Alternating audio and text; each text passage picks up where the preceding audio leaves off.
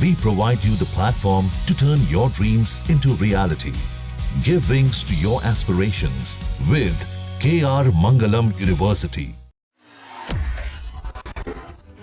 दुनिया भर में चल रहे बड़े बड़े विवादों के बीच अब उत्तर कोरिया एक बार फिर सुर्खियों में है। इस बार वजह है रूस के राष्ट्रपति व्लादिमीर पुतिन और उत्तर कोरिया के तानाशाह किम जोंग उन की बढ़ती नजदीकियां।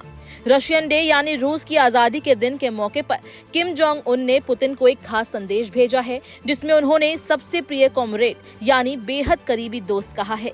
किम का ये संदेश ऐसे समय में आया है जब दुनिया रूस यूक्रेन युद्ध को लेकर दो भागों में बटी हुई है और उत्तर कोरिया खुलकर मॉस्को के पक्ष में खड़ा दिखाई दे रहा है। किम ने साफ कहा है कि उनका देश रूस के साथ हमेशा खड़ा रहेगा। उत्तर कोरिया की सरकारी मीडिया ने इस संदेश को दुनिया के सामने रखा और बताया कि दोनों देश अब सिर्फ दोस्त नहीं बल्कि रणनीतिक साझेदार बन गए हैं।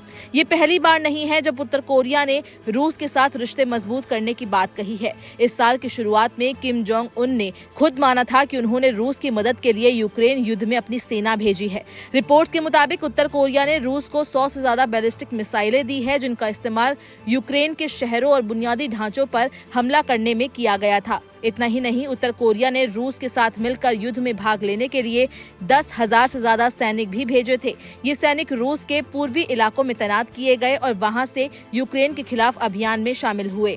इस सहयोग से रूस को सैन्य मोर्चे पर नई ताकत मिली है। वहीं अमेरिका और उसके सहयोगी देशों के लिए ये गहरी चिंता का विषय बन गया है। उत्तर कोरिया के इस कदम से अमेरिका की चिंता बढ़ गई है। अमेरिका पहले से ही यूक्रेन युद्ध में रूस के खिलाफ खड़ा है और अब जब उत्तर कोरिया सीधे तौर पर रूस की मदद कर रहा है तो ये अमेरिका के लिए एक नई चुनौती बन गया है। अमेरिका के लिए जहां ये रिश्ता एक बड़ी चुनौती है, इसके साथ ही चीन के लिए एक नया संकट भी है। चीन और उत्तर कोरिया के रिश्ते लंबे समय से मजबूत रहे हैं, लेकिन अब जब उत्तर कोरिया रूस के साथ इतने खुले तौर पर जुड़ रहा है तो चीन भी थोड़ा असहज हो सकता है। हालिया रूस उत्तर कोरिया सैन्य संबंधों ने बीजिंग को सतर्क कर दिया है। किम जोंग उन का रूस को समर्थन देना सिर्फ दोस्ती दिखाने के लिए नहीं है, ये एक बड़ा कूटनीतिक संदेश है। आपको बता दें कि रूस और उत्तर कोरिया के बीच 10,000 किलोमीटर की लंबी ट्रेन यात्रा फिर से शुरू हो रही है। रूस की राजधानी मॉस्को और उत्तर कोरिया की राजधानी प्योंगयांग के बीच ये ट्रेन यात्रा कोरोना के दौरान बंद कर दी गई थी, लेकिन अब स्थितियां सामान्य होने पर इस यात्रा को फिर से शुरू किया जा रहा है।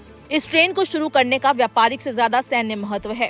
इस नई दोस्ती ने दुनिया की राजनीति में हलचल मचा दी है। जहां एक तरफ रूस को यूक्रेन में ताकत मिल रही है, वहीं अमेरिका को पूर्वी एशिया में बढ़ते तनाव का सामना करना पड़ रहा है।